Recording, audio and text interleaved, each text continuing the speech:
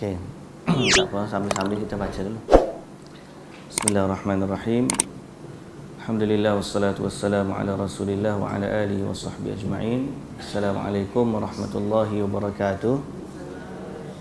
Jadi insya-Allah pada pagi ni alhamdulillah kita dapat kembali kelas kita.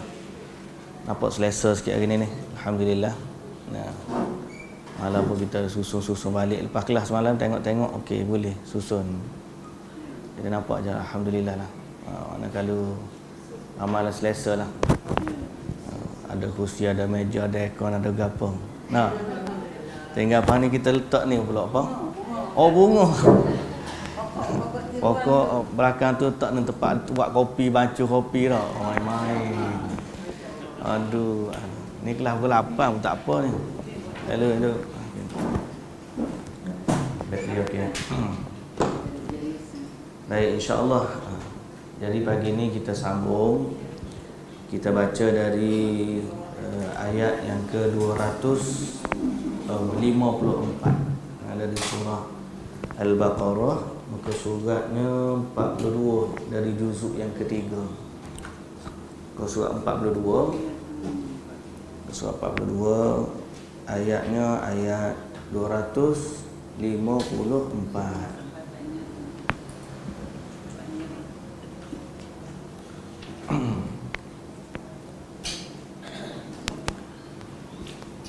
A'udzu billahi minasy syaithanir rajim.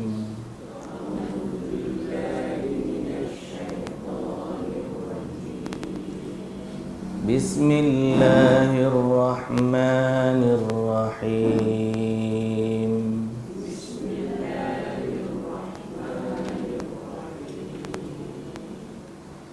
Ya ayyuhalladzina amanu anfiqu mimma razaqnakum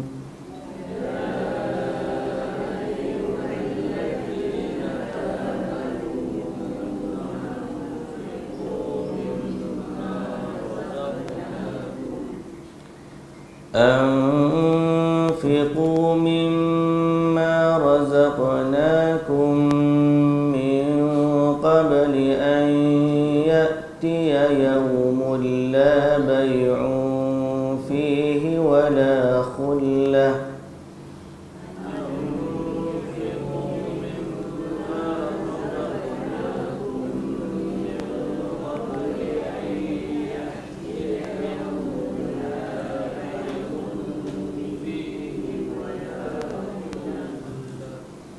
ولا خلة ولا شفاعة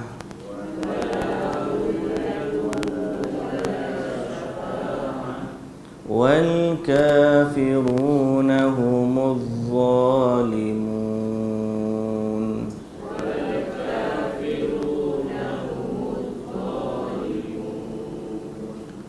الله لا إله إلا هو الحي القيوم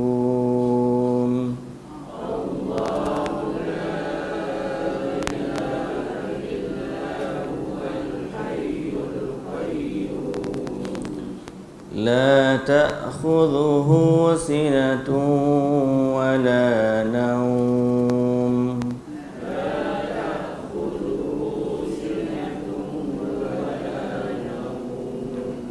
له ما في السماوات وما في الأرض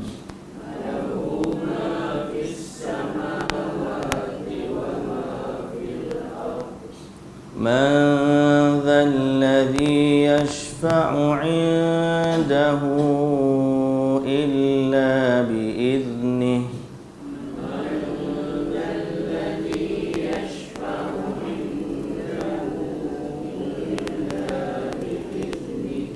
يعلم ما بين أيديهم وما خلفهم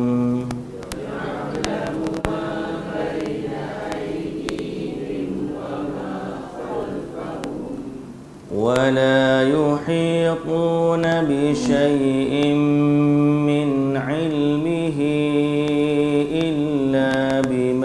شاء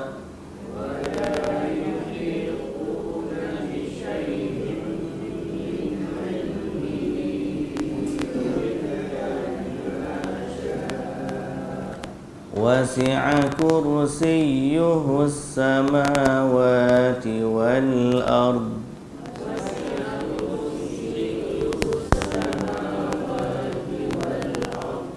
ولا يؤوده حفظهما وهو العلي العظيم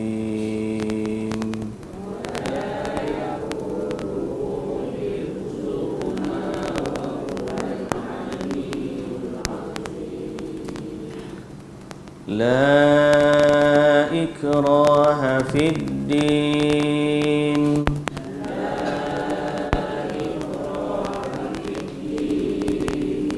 قد تبين الرشد من الغي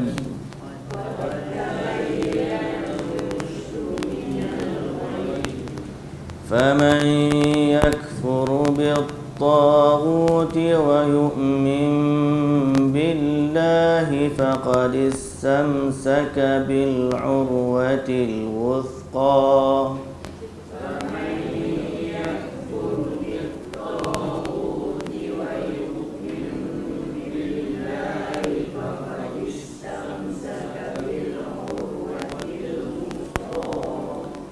فقد استمسك بالعروة الوثقى لا انفصام لها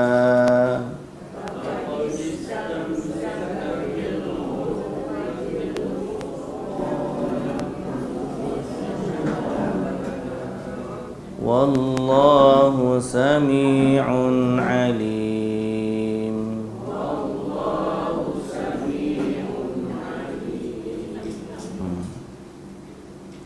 Baca sekali lagi. Allahu waliyul ladzina amanu yukhrijuhum minadh dhulumati ilan nur. Allahu waliyul ladzina amanu yukhrijuhum minadh dhulumati ilan nur.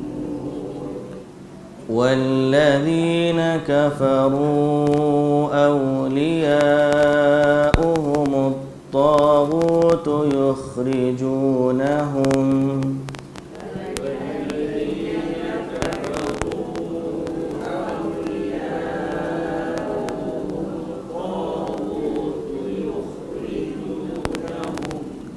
يخرجونهم من النور إلى الظلمات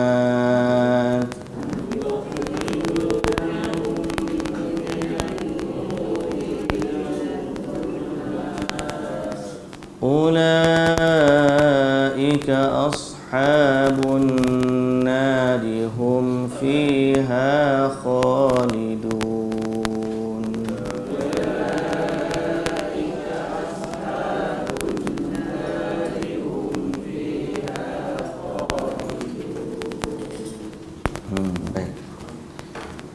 Bismillahirrahmanirrahim. Alhamdulillah, puji dan syukur bagi Allah Subhanahu wa taala, Tuhan pencipta, pemilik sekalian alam. Alhamdulillah, selawat dan salam atas Nabi junjungan kita Nabi Muhammad sallallahu alaihi wasallam. Juga atas ahli keluarga baginda, para sahabatnya dan para pengikutnya yang setia sehinggalah ke hari kiamat. Alhamdulillah.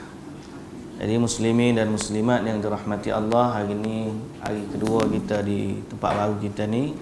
Jadi insya-Allah lah ejah-ejahlah kalau mana baru-baru tak muat kan.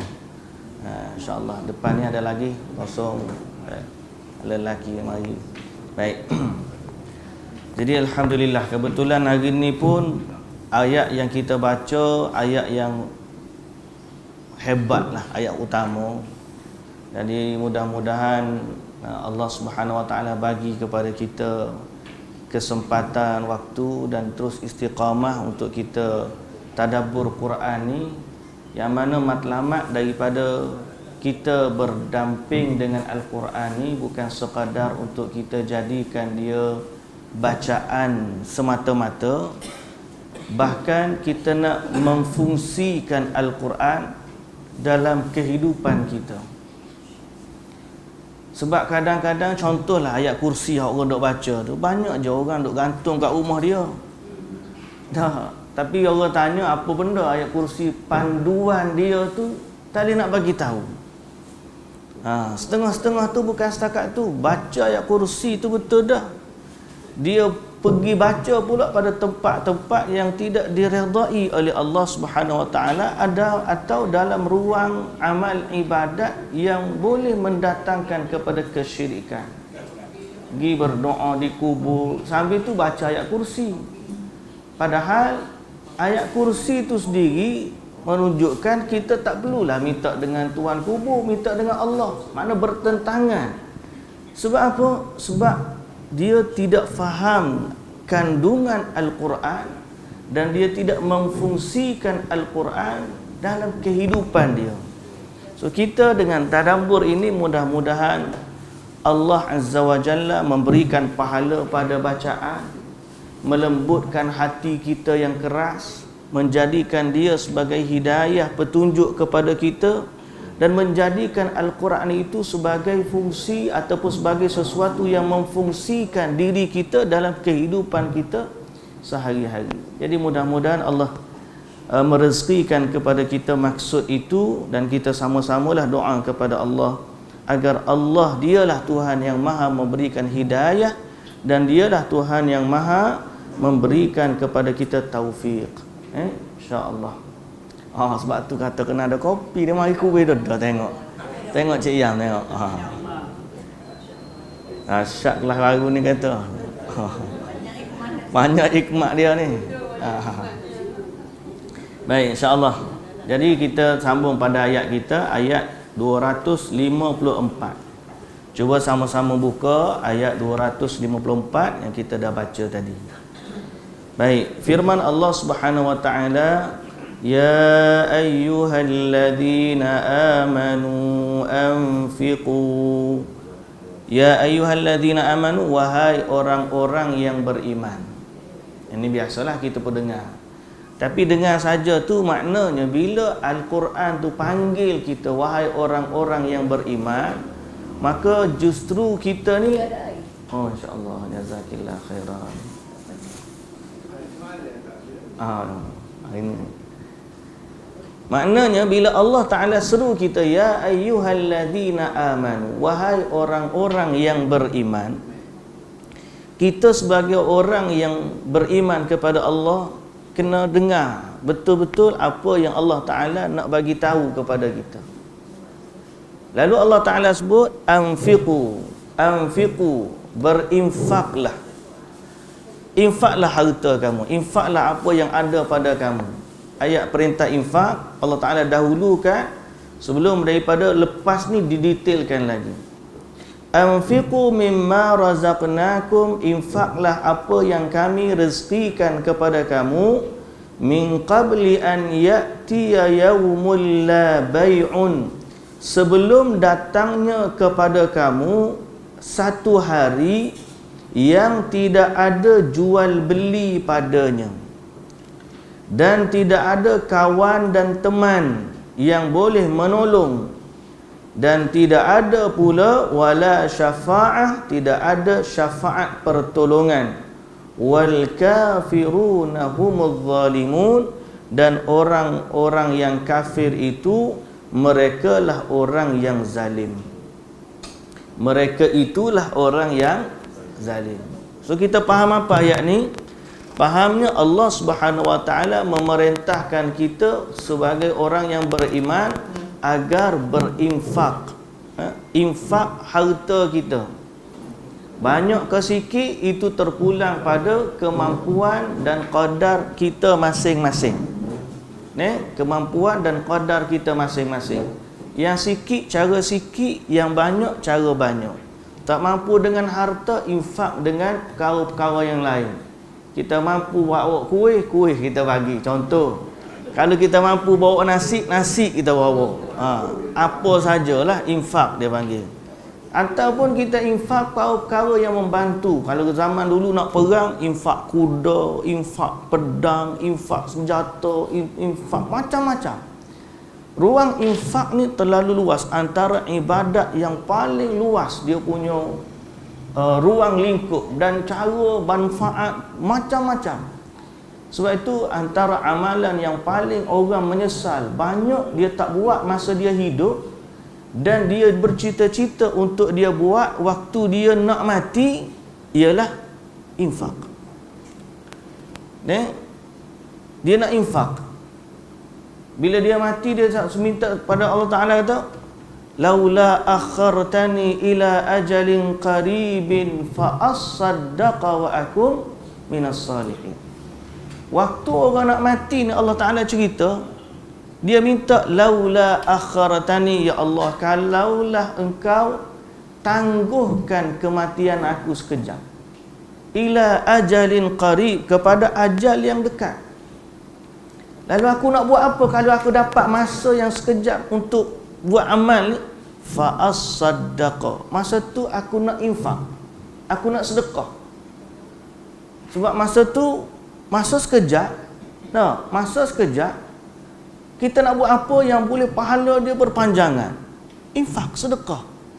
Sedekah ni boleh jadi sedekah jariah, boleh jadi bagi kepada orang-orang belajar ilmu agama.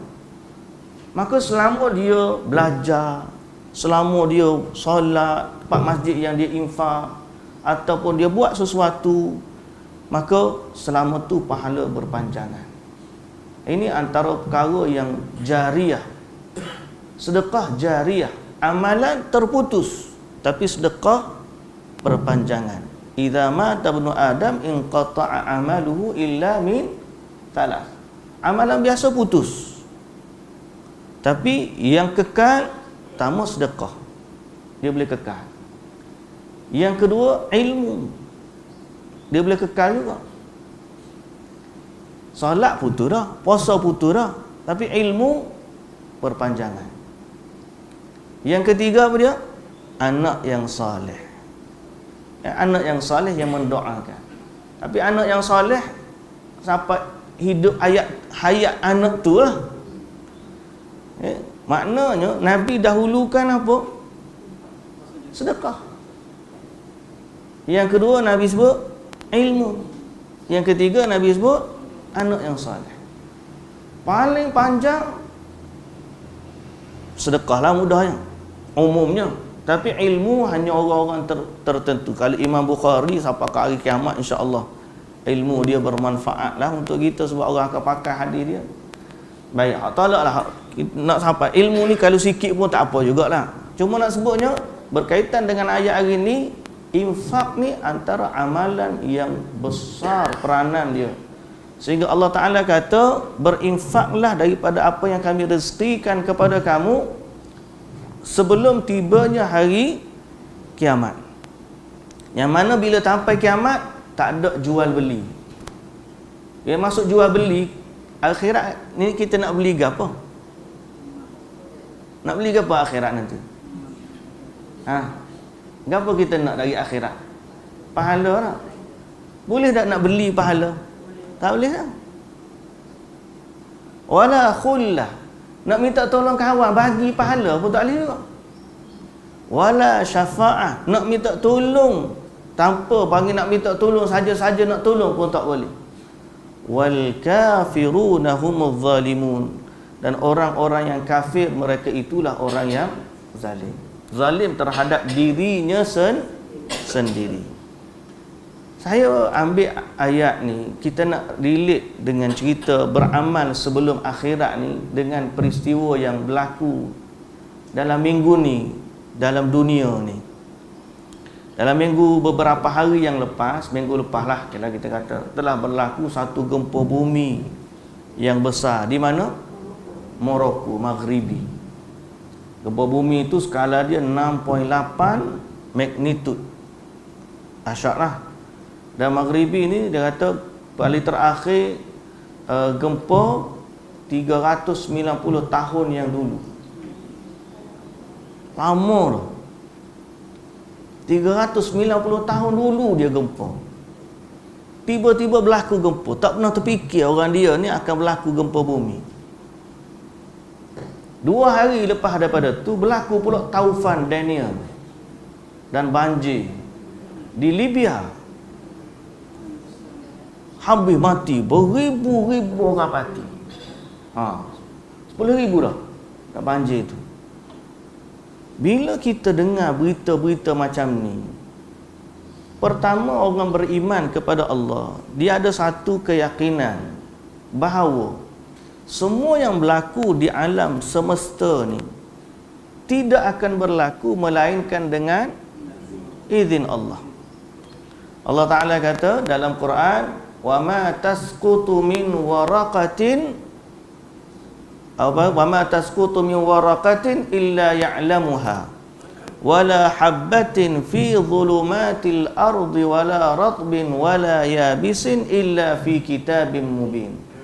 Tidak ada satu daun pun yang gugur di atas muka bumi ni, tak ada satu pun daun yang gugur melainkan dia berada dalam ilmu Allah. Allah tahu. Dan tidak ada satu benih yang diletak di bawah permukaan bumi. Orang tanam satu benih, kau berapa ni? Bateri ke apa dia? Putus-putus tak? Mungkin lah kot. Yang ni cuba mic. Tak apalah.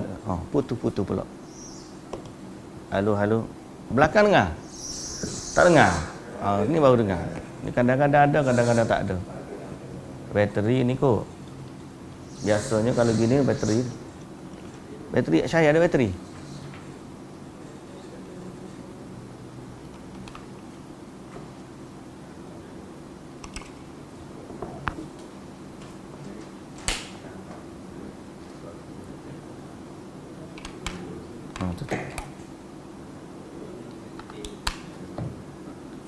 Cobaan.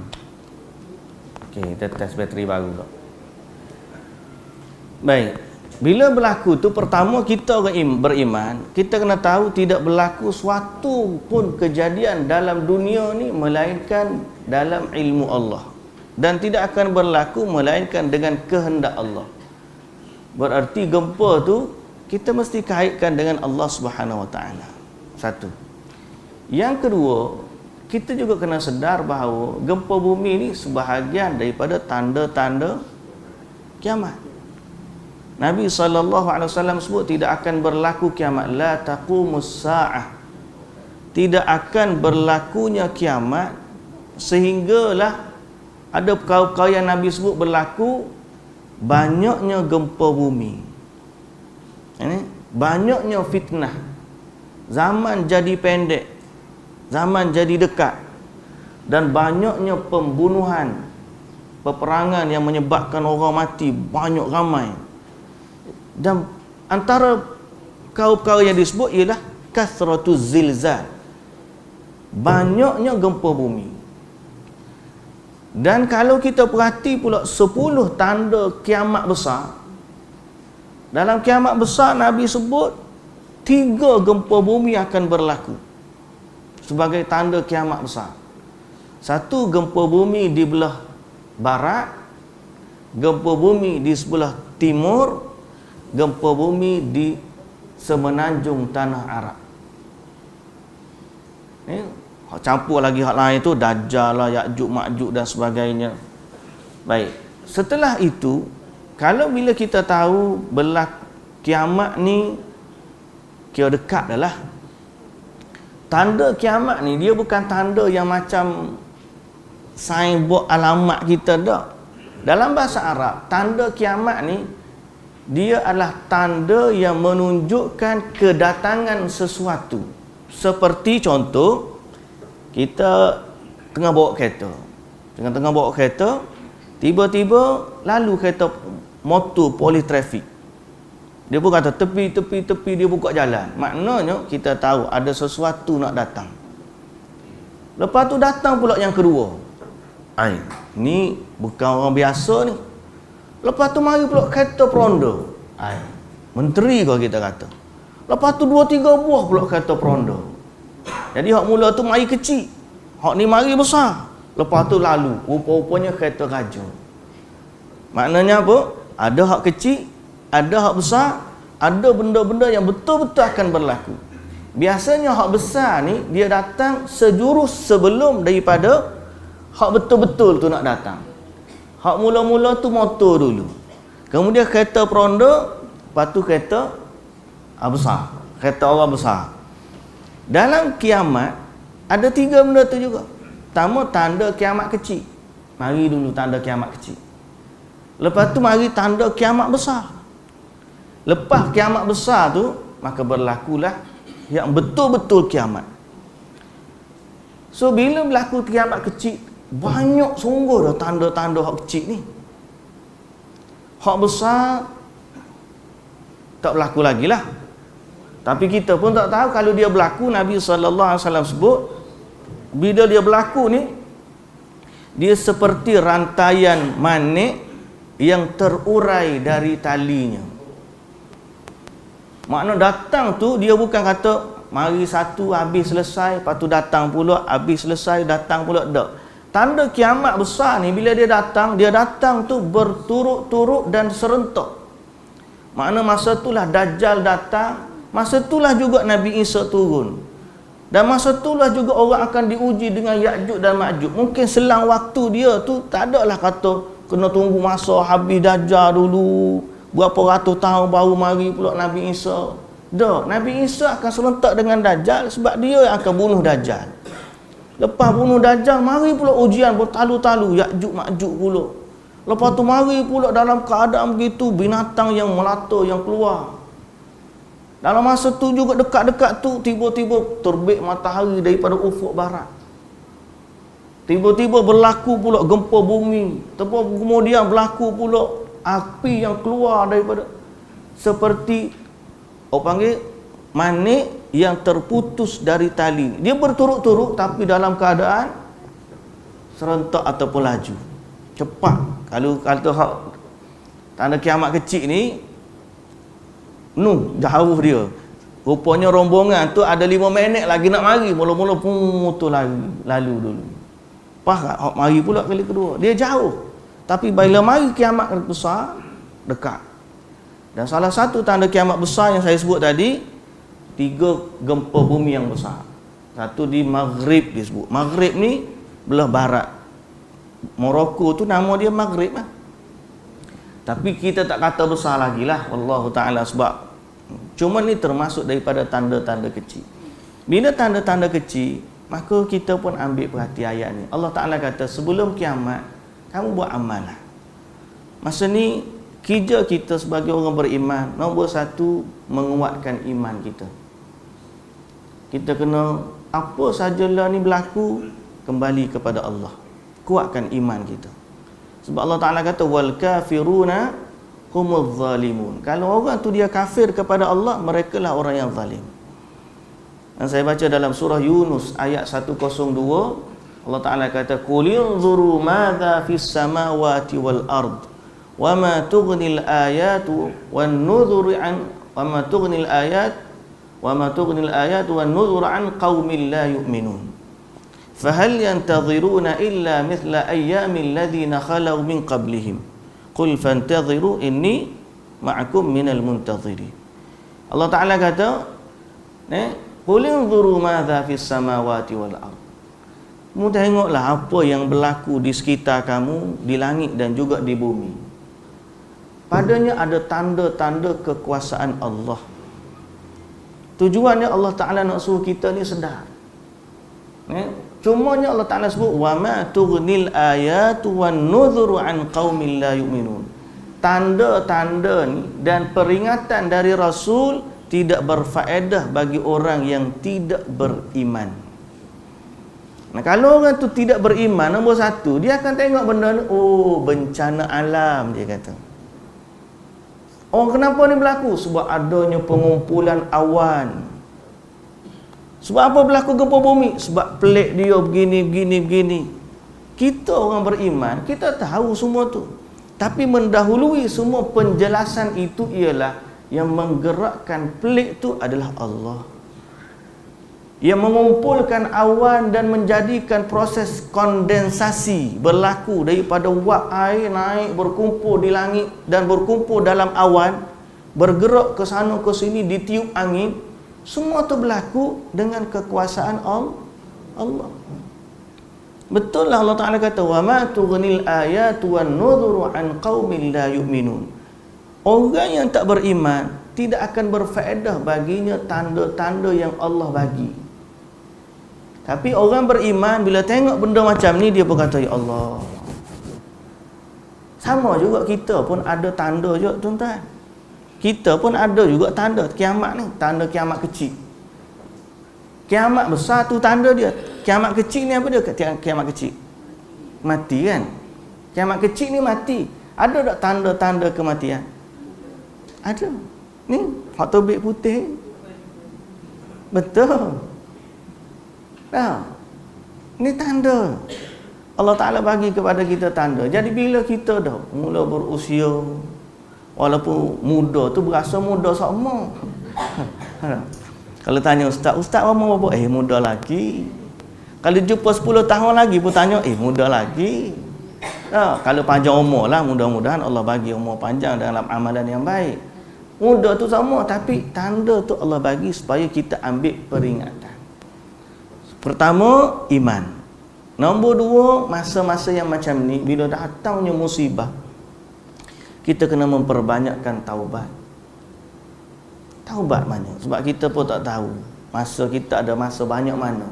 Dan kita jangan anggap aku Malaysia tak apa, tidak berada dalam lingkaran api Pasifik ni. Pak kita tak ada gunung berapi, tak berlakulah gempa bumi. Musibah ni dia tak mesti berlaku dengan gempa bumi.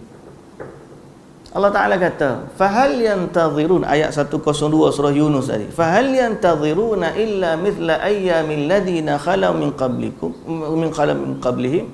Apakah dia tunggu satu perkara yang datang seperti yang telah datang kepada umat terdahulu?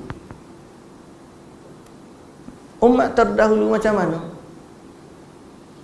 Nah, kaum Ad tengok hujan, seronok pun dia tengok awan gelap, hujan nak turun. Pergi keluar ramai-ramai nak main air hujan. Tiba-tiba yang turun tu hujan batu azab yang mematikan semua mereka. Jadi bala ni tak semestinya dengan gempa bumi. Kita kata mustahil berlaku pak kita. Dah berlaku di Sabah hari tu sampai patah puncak Gunung Kinabalu. Ingat tak? Patah puncak Gunung Kinabalu tu boleh patah, berlaku gegaran. Pak kita, tsunami pun boleh sampai di Kedah. Di KLCC pernah berlaku, orang rasa gegaran berlaku di Aceh sampai pekat rasa di KLCC. Pakat lari berlaku. Banjir besar pernah berlaku di Kelantan, berlaku di Johor. Sebenarnya tak ada yang menghalang musibah daripada datang. Jadi kita kerja nombor 2 ialah bertaubat kepada Allah. Istighfar. Walaupun kita tahu aku ni nakal, pani buat balik rasanya, tapi tak apa, istighfar. Kita tak tahu. Mudah-mudahan waktu kita istighfar sebelum daripada buat balik, tiba-tiba meninggal masa tu. Alhamdulillah. Ataupun panjang umur buat balik, lepas tu kita taubat balik. Kerana Allah Ta'ala ni maha luas keampunan dia. Cuma jangan menangguhkan. Tiba-tiba waktu begini, tiba-tiba kita pun tak apa duk relax. Tak. Yang ketiga yang kita kena buat dalam kehidupan pasca musibah atau bencana ni ialah memperbanyakkan amal soleh. Sebelum datangnya kiamat, perbanyakkanlah amal soleh. Salat kita, puasa kita. Dan salah satu yang paling utama ialah ayat ni lah, infak. Infak dengan apa yang kita mampu, apa yang kita boleh. Ada orang mampu RM1 lah. Ada orang mampu RM2, RM2, RM5, RM5, RM10, lebih lagi banyak, lagi bagus, alhamdulillah. Tapi jangan tinggalkan dia. Buatlah amal ibadat, mudah-mudahan Allah Subhanahu Wa Taala rezekikan kita. Ni insya-Allah. Baik, muslimin dan muslimat yang dirahmati Allah. Ayat yang kemudian kita nak baca ialah ayat kursi. Ni ayat ni sebenarnya ayat yang famous tu memang tentu dah. Tapi kalau kita nak tahu kelebihan dia, dia adalah ayat yang paling afdal, paling agung dalam Al-Quran. Kita ada dua dalam Quran. Pertama, ayat yang paling agung. Yang kedua, surah yang paling agung. Surah paling agung, surah Fatihah. Sebagai satu surah. Fatihah ni surah yang paling agung sebagai satu surah, package. Daripada awal sampai akhir surah. Ni surah paling agung. Ummul kitab, ibu kepada Al-Quran. Adapun ayat yang paling agung sebagai satu ayat, berdiri sendiri dia, ialah ayat kursi. Kalau orang tanya ayat paling agung, ayat kursi. Surah paling agung, Al-Fatihah. Berkaitan dengan kelebihan dia, pertama, bab hadis yang diriwayatkan oleh Imam Muslim dari Ubay bin Ka'ab radhiyallahu anhu, Nabi sallallahu alaihi wasallam tanya Ubay bin Ka'ab, ayyu ayatin fi kitabillahi a'zam? Ayat apa yang paling agung dalam Al-Quran? Ubay bin Ka'ab jawab, Allah dan Rasul lebih tahu. Ni adab sahabat lah. Sahabat ni kalau Nabi tanya, dia tak akan mendahului Rasul. Dia akan kata Allah dan Rasul lebih tahu. Kemudian Nabi tanya dia beberapa kali, dan beberapa kali itulah dia jawab Allah dan Rasul lebih tahu. Lalu Nabi sallallahu alaihi wasallam pun jawab, thumma qala Ubay, setelah beberapa kali Nabi tanya, Ubay bin Ka'ab pun teka. Dia pun teka, dia kata ayat kursi. Kata Ubay bin Ka'ab. Lalu Nabi sallallahu alaihi wasallam mengiyakan jawapan itu, liyahnikal ilm, kata Nabi kepada Ubay bin Ka'ab, liyahnikal ilm Abal Munzir walladhi nafsi biyadihi innalaha lisanan wa syafataini tuqaddisul malika inda saqil arsh. Kata Nabi sallallahu alaihi wasallam, sesungguhnya ayat kursi ni demi Allah dia ada lisan dan dua bibir. Pada hari akhirat Allah Ta'ala akan datangkan dia sebagai innalaha lisanan wa syafatain. Bagi ayat kursi ni ada lisan dan dua bibir yang senantiasa memuji Allah di saqil arsh, di kaki arashnya. Arash ni kita tak tahu macam mana. Ada tiang-tiang arash, ada macam-macam lah. Tapi real benda tu kita tak tahu. Allah Ta'ala ala. Ada duduk di atas pada langit yang ketujuh, dan dia tidak ada makhluk dah lepas daripada tu. Tiba-tiba di kaki arash tu, Nabi kata ayat kursi duduk di situ dan dia memuji Allah Subhanahu Wa Ta'ala. Betapa agungnya dia di sisi Allah Subhanahu Wa Ta'ala. Dan siapa yang baca dia, pastilah kelebihannya banyak. Selain daripada makna dia yang kita nak sebut lepas ni. Adapun kelebihan dia yang kedua, selain daripada sebagai ayat Quran yang paling agung berdasarkan hadis Nabi tadilah, hadis yang kedua riwayat Imam Bukhari, cerita Abu Hurairah yang jaga kurma zakat. Ingat tak? Abu Hurairah ni Nabi tugaskan dia jaga kurma yang orang bagi zakat. Dia pun jaga. Tiba-tiba malam ada seorang mari curi kurma tersebut. Bangun esok dia tengok tak ada, hilang. Tapi dia tak nampak orang tu. Kali kedua hilang lagi. Dia bukan tak nampak, dia tangkap dan dia lepaskan. Dia janji. Dia janji, dia lepaskan. Sebab dia kata, dia mengaku, aku sorry lah, da'ni fa inni muhtajun wa alayya iyalun wa li hajatun syadidah. Aku ni susah, anak pula ramai, aku miskin, tolonglah. Akhirnya Abu Hurairah lepaskan dia. Esok datang lagi, kena tangkap lagi. Lepas tu rayu-rayu, lepas dulu. Kali ketiga kena tangkap, dia kata hari ni mesti aku bawa. Dia pun merayu kali ketiga, dan dia kata kalau kamu lepaskan aku akan bagi satu ilmu kepada kamu. Apa dia? Dia kata, apabila kamu baca nak tidur, kamu bacalah ayat kursi sehingga habis ayat. Bila kamu baca ayat kursi, Allah akan senantiasa menjaga kamu dan syaitan tidak boleh dekat dengan kamu sampailah waktu pagi. Bila dengan lagu tu, Abu Hurairah pun lepaskan dia. Esok pagi Nabi tanya, apa cerita hak kena tangkap semalam? Nabi tanya. Abu Hurairah pun ceritalah kepada Nabi sallallahu alaihi wasallam. Pada selepas Nabi dengar cerita tu, Nabi kata kepada Abu Hurairah,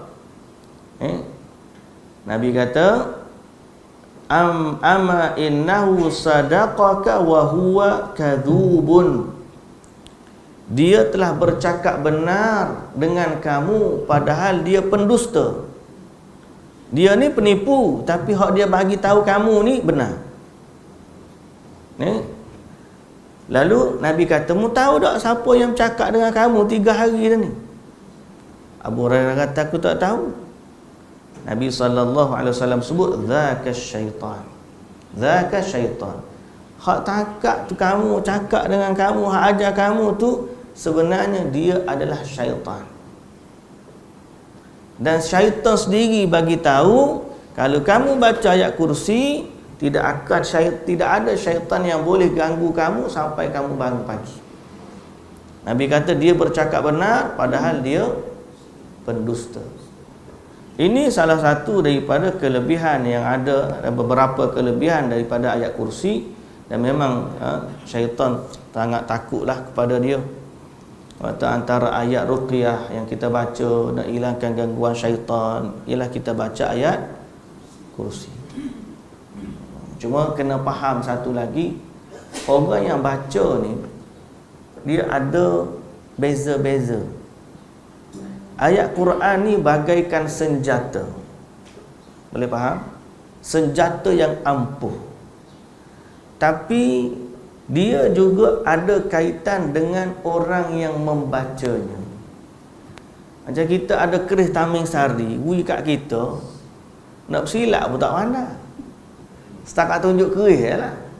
Tapi kadang-kadang rodok tu kena juga. Nak banding orang yang pandai berpencok tu lain lah. Itu analogi dia mudah. Begitu juga ayat-ayat ruqyah ni.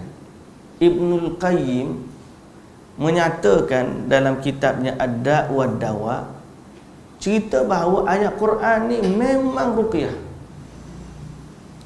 Tapi yang menjadikan dia ni kadang-kadang sembuh, kadang-kadang tidak, ialah kekuatan orang yang membacanya. Sama ada dia baca ke orang atau dia baca untuk dirinya sendiri. Keyakinan kita terhadap sesuatu ayat Quran tu boleh menjadikan dia ampuh, ataupun Allah Ta'ala suruh kita baca banyak kali. Baca kali sampailah nak jadi. Baik muslimin dan muslimat yang dirahmati Allah, oleh kerana tu kita nak baca makna dia. Ayat kursi ni kita kena tahu makna dia supaya di saat kita baca tu kita sedar akan nilai kekuatan ayat dan kita sedar akan besarnya makna yang terkandung di dalam ayat. Sebab itu dalam tafsir ni disebut ayat Quran, ayat kursi ni antara yang paling utama ialah mengandungi nama-nama Allah yang agung. Kata Nabi SAW dari riwayat Imam Ahmad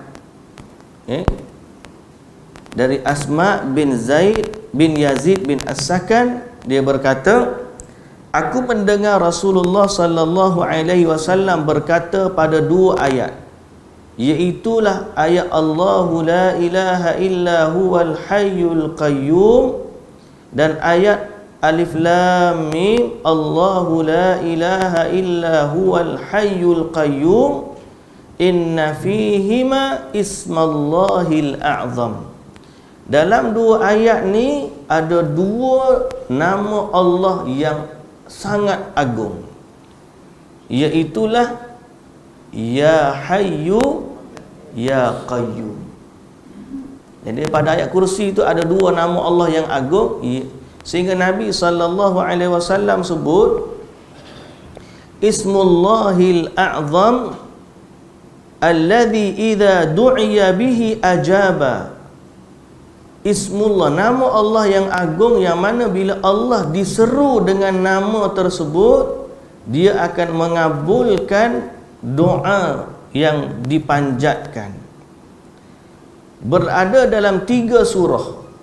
Surah Baqarah, surah Ali Imran dan surah Taha. Surah Baqarah, surah Ali Imran dan surah Taha. Berkata Hisham Ibnu Ammar Khatibu Dimashq, bila perhati 3 surah ni, Baqarah, Ali Imran, Taha, perhati rupa-rupanya yang sama 3 surah ni ialah nama Allah Al-Hayyul Qayyum. Ayat kursi surah Baqarah duduk dalam ayat kursi.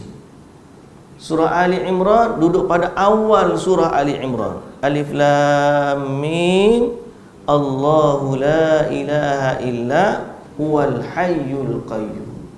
Dan satu lagi dalam surah Taha. Surah Taha ni Allah Ta'ala sebut wa anatil wujuhu lil hayyil qayyum. Wa anatil wujuhu lil hayyil qayyum. Lalu kita pun tahu, berdasarkan perkataan ulama ini dan berdasarkan hadis yang diriwayatkan dari Abu Daud, Ibnu At-Tirmidzi dan juga Ibnu Majah tadi, bahawa nama Allah yang agung adalah Al-Hayyul Qayyum. Sebab tu Nabi pun ajar kita bila doa sebut Ya Hayyu Ya Qayyum. Antara doa yang digunakan dengan dua nama ni ialah Ya Hayyu Ya Qayyum bi rahmatika astaghith. Aslih li sya'ni kullahu wala takilni ila nafsi tarfata ain. Ini kepada baca banyak-banyak. Sebab nama Allah tu Maha. Dan bila kita tahu perkara ni, nombor 1 dalam kekuatan ayat kursi ni ialah soal kita meletakkan keagungan Allah Subhanahu Wa Taala. Jadi yang hebatnya bukan sebab dia tu ayat kursi, yang hebat sebab dia mengandungi puji-pujian, ayat-ayat yang berkaitan dengan Allah yang Maha Agung. Jadi waktu orang tu baca ayat kursi, jangan rasa ayat kursi tu hebat, kena rasa Allah tu hebat. Hak ni hak payah ni. Kita ni kalau baca ayat kursi, rasa ayat kursi, rasa ni lah ayat hak jaga kita. Padahal ayat kursi tu kalam Allah, hak hebatnya Allah tu Tuhan dia yang telah mengeluarkan kata-kata tersebut. Tuhan yang Maha berkata-kata dan dia sebahagian daripada kata-kata Allah Azza wa Jalla. Jadi yang hebatnya apa?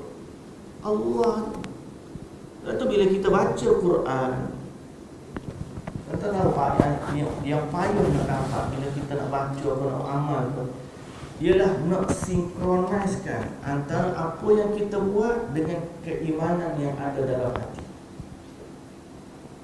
Waktu kita baca Quran tu, kita rasakan keagungan Allah Azza wa Jalla. Waktu kita semayang tu, kita rasa bahawa semayang kita ni nak bawa depan Allah di akhirat nanti. Hak tu orang payah nak semayang. Allahu Akbar, kadang-kadang Allahu Akbar, Allahu Akbar, Allahu Akbar, Assalamualaikum, Assalamualaikum, Allah payah. Hak payahnya bila kita Allahu Akbar, kita nak set apa yang kita buat dengan keimanan bahawa nanti amalan kita ni akan dihadap di hadapan Allah, sehingga kita buat dengan cara yang baik dan paling benar. Nak kawal benda tu biar duduk dalam keadaan tu. Kadang-kadang kita semayang anggota tu tenang tak, tapi hati kita duduk gitu, dia mau fikir macam-macam. Ayat kursi pun lagu tu juga. Bila kita baca ayat kursi, yang paling payah ialah di saat kita nak baca tu, kita merasakan keagungan Allah Azza wa Jalla. Sama baca Ruqyah dengan Fatihah. Mari saya pergi ziarah orang sakit yang saya minta doa. Mari agak kritikal lah sikit, tapi kita tak putus asa lagi, minta dengan doa, minta doa dengan Allah agar senantiasa Allah yang Dia Tuhan yang Maha Agung menjaganya dan Allah menyembuhkan dia. Tapi nak sebut, waktu anak saya dulu, saya cerita baca Fatihah. Kalau kita tak tahu nak baca apa, Ruqyah ni baca Fatihah je. Lepas tu kemudian kalau rasa nak lawan syaitan, baca ayat kursi. Pasal dua ni memang dua yang agung. Waktu anak saya sakit dulu, saya pernah cerita beberapa kali tepat. Tapi anak saya sakit dulu, kita pun tak tahu nak minta tolong dengan siapa. Sakit tu kat hospital dah, tapi siapa perikat mesti tak ada nak tolong. Sakit sangat, saya pun tak tahu nak bergantung dengan siapa. Minta tolong doktor tak boleh mari. Pasal pakar bius, dia kata bagi dah ubat sakit, tahan sakit. Kalau tak tahan juga kena bius. Tapi bius kena panggil pakar dia. Pakar panggil esok pula mari. Kita malam tu rasa tak ada dah tempat kita boleh minta tolong dengan Allah. Baca Fatihah. Lepas tu dia kata dalam hati, tubuh ni kalau makan ubat, dia kenal hak mana vitamin, hak mana painkiller, hak mana, dia akan pergi mana hak tempat dia lah. Betul tak? Walaupun kita makan secekok, kita makan secekok tau.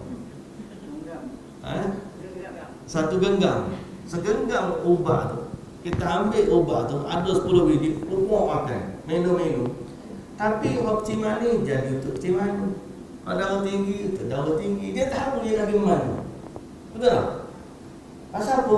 Tubuh kita ni, dia tahu. So, ubat makanan pun, hak mana bahagian protein, bahagian ambil. Hak mana bahagian karbohidrat, dia ambil. Hak mana bahagian vitamin zat, dia ambil. Dia tahu. Allah Ta'ala bagi kepada dia tu fungsi, dia boleh kenal benda-benda.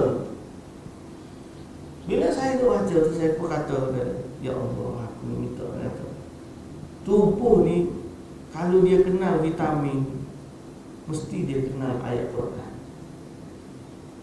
Sebab vitamin tu, hak obat hospital tu manusia buat. Ayat Quran ni, hak Tuhan punya tubuh ni raya. Mesti dia lebih kenal ayat Quran daripada kenal ubat-ubat hospital. Saya dah baca lagu tu, dalam hati saya kata, tubuh ni kenal ayat Quran. Tubuh ni kenal dalam Bismillah, baca Fatihah tu dengan keyakinan bahawa ayat ni milik Allah, tubuh ni milik Allah, dan pasti tubuh ni kenal ayat Allah lebih daripada kenal ubat hospital. Begitulah baca Fatihah, baca malam tu sampai anak saya orang menjerit tu, dia pun letih tertidur. Dan kita pun letih juga tidur. Baru pagi esok, hari tu dia usus, dia sombak masa tu, nak operate. Tunggu masa, doktor bagi buah pinggang dia buka masa tu. Tapi dia bagi antibiotik biar buah pinggang tu kecut sikit, barulah dia boleh nak operate. Tarik balik usus tu biar dia berlipat, dia masuk macam teropong masuk dalam usus. Pagi tu saya keluar. Ini esok nak operate ni. Pagi tu doktor nak cek buah pinggang dia. Saya pun pas subuh, kebetulan mak saya datang. Kita tukar shift, saya balik dulu nak mandi-mandi apa. Ambil baju baru semua. Lepas tu datang balik. Dia kena kecing, dia kena sukat. Setiap hari kita sukat kecing dia 100 mililiter, ml, 100 ml, 100 ml. Bila saya balik datang balik mak saya kata, banyak dia kecing hari ni. Banyak mana? Dia kecing dekat 500 ml. Satu botol dia kecing. Budak masa tu anak saya dalam 7 tahun gitu. 7-8 tahun. Betul banyaknya. Baguslah kalau kecing banyak. Duduk mentang. Pukul 8 belum doktor sampai. Dia sakit perut. Nak pergi toilet. Kita anda. Belok. Seminggu dah dia tak buang air. Sampai peringkat tak boleh nak makan dah. Keluar air jam kena makan sikit-sikit titik. Tak boleh nak makan. Nampak usus dia sumbat. Tiba-tiba dia baik berut dah. Pagi dia lompat-lompat. Bila doktor mari cek, dia lompat atas katil. Doktor kata, sembuh dah ni. Saya kata tak apa doktor, hari ni dia boleh buang air kecil, boleh buang air besar. Doktor kata boleh balik kan macam tu. Tak payah boleh. Boleh balik. Ini real story, ni bukan cerita. Saya pun doktor kata boleh balik. Saya pun kemak-kemak. Jiran sebelah ni dia tahu semalam cerita ni. Dia nampak saya duduk baca apa ni. Dia kata boleh balik dah. Saya kata boleh balik dah, alhamdulillah. Dia jawab apa? Dia kata tak apalah sebab ayah dia ustaz, boleh bomo ya tu. Saya pun jawabkan dia, saya tak pandang bomo, saya baca Al-Fatihah je semalam. Saya baca Fatihah je saya cakap dia. Lepas tu kita balik. Lepas tu anak sakit kita memang baca. Tapi nak dapatkan hati tu, waktu tu kita rasa tak ada orang boleh tolong kita melainkan Allah. Orang tu berharap sungguh pada dia. Lepas tu bila baca waktu lain tak jadi macam tu. Soal dia kekuatan kita waktu kita baca. Masa tu sebab kita dah puasa dengan manusia. Tapi yakinlah bahawa ayat Quran ni kekuatan dia bila hati kita bergantung dengan Allah Subhanahu Wa Taala. Maka ayat kursi pun lagu tu jugalah. Saya nak sebutkan. Dalam ayat kursi ni apa kita kekuatan kita bergantung tu sebab kita faham makna. Bila kita kata ayat Al-Fatihah, iyyaka na'budu wa iyyaka nasta'in. Hanya kepadamu ya Allah aku menyembah dan hanya kepadamu ya Allah aku minta tolong. Kita berhati kita tak ada orang lain minta tolong melainkan Engkau ya Allah. Bila ayat kursi dia ada makna dia. Makna inilah yang boleh membantu hati kita dalam betul-betul meletakkan keyakinan kepada Allah Subhanahu Wa Taala. Dan insya-Allah dalam ayat kursi ada 10. Kalau potong-potong dia ada 10 ayat yang setiap satunya ada makna yang agung. Jadi 10 ni kita sambung minggu depan. Insya-Allah, hari minggu depan kita sambung 10 perkara yang ada dalam ayat kursi. Insya-Allah. Wallahu taala alam. Subhanakallahumma wa bihamdika asyhadu an la ilaha illa anta astaghfiruka wa atubu ilaik. Aqulu qawli hadza wa astaghfirullahal azim li wa lakum. Assalamualaikum warahmatullahi wabarakatuh.